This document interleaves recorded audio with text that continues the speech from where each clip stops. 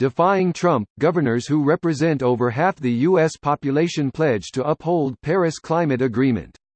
Here's a summary of the article. A group of 24 state governors, mostly Democratic but also including Republicans, pledged to uphold the Paris Climate Agreement despite the Trump administration's withdrawal from it. The State Department announced on Monday that the formal process of pulling out from the historic international agreement on tackling climate change is now underway and will be completed exactly 1 year later, which is the day after the 2020 election. Now, the Trump administration has submitted to the United Nations a formal notification of its withdrawal from the Paris Agreement, which the president announced his intention to do back in June 2017, around 6 months after he took office. In response to that action, U.S. governors from California, New York and Washington state launched the United States Climate Alliance to affirm their commitment to uphold the goals of the agreement, said the alliance in a statement.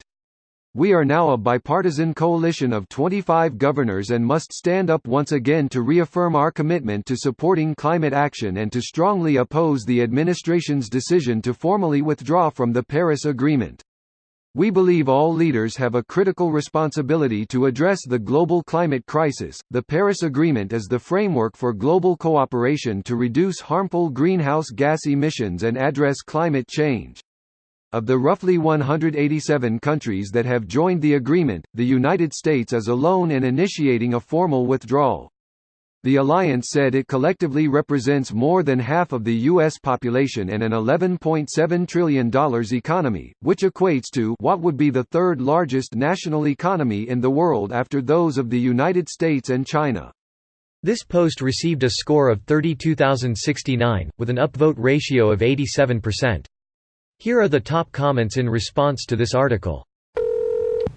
Waiting for Trump to tweet about how he dislikes those Republicans. And always has. Keywords: distrustful, coward. Also weak, sad. And he'll probably make up one word. Or fart out more nonsense out his head sphincter he calls a mouth. According to the states that have done this represent 58 to 60% of federal tax revenue over the last few years. And at $11.7 trillion, much more than half of the country's GDP. I mean, good. The Paris Climate Accord is not a treaty. If it were, it would be for the feds if it were ratified. Personally, I support it, but constitutionally it's a stretch to say it is the federal government's place to step in. Here's the ELI5: if a farmer grows his own wheat to feed his own cows, then he isn't buying wheat from another farmer. This means he is not participating in, and therefore impacting, interstate commerce. Congress can ban farmers from growing their own cattle feed because Commerce Clause. That sounds retarded AF. It's actually insane. Interstate commerce has been used as an excuse for the federal government to get involved in anything and everything. That's why all states' laws with legal marijuana laws forbid interstate transport, stops the feds from using that as an excuse. It's ridiculous when you think about it. Legal weed purchased in WA and put into a Ziploc baggie is indistinguishable from weed in OR and CA, and you can't take it to either state even though it's legal in all these states. But no, interstate commerce is why we can't take it across state lines.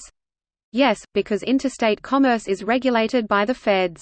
I think you misunderstood. He clearly understood the point you reiterated with your post here. He was simply lamenting it as a point of fact. The states that agree to it should build walls so people from the states ignoring it can't get in. Wall that money up. Hilariously, the states that agreed are almost all donor states to the idiotic and parasitic dependent states.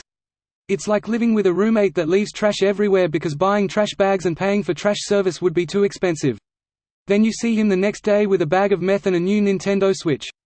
I had a friend like this. Always complained that he couldn't afford whatever random bill, generally rent, or to pay me back for what I lent him because he worked a retail job.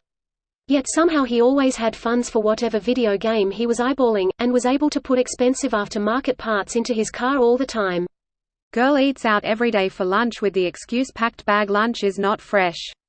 Girl had cell phone when it first came out when I didn't even have one yet. Girl gets mani and pedis every other week, while I never had one at that time. Girl was driving a brand new car while I was in a 6-year-old car.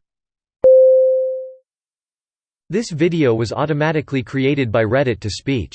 The article and comments in this video were selected from Reddit according to their upvotes, and any paraphrasing was performed by smmry.com, without any human intervention.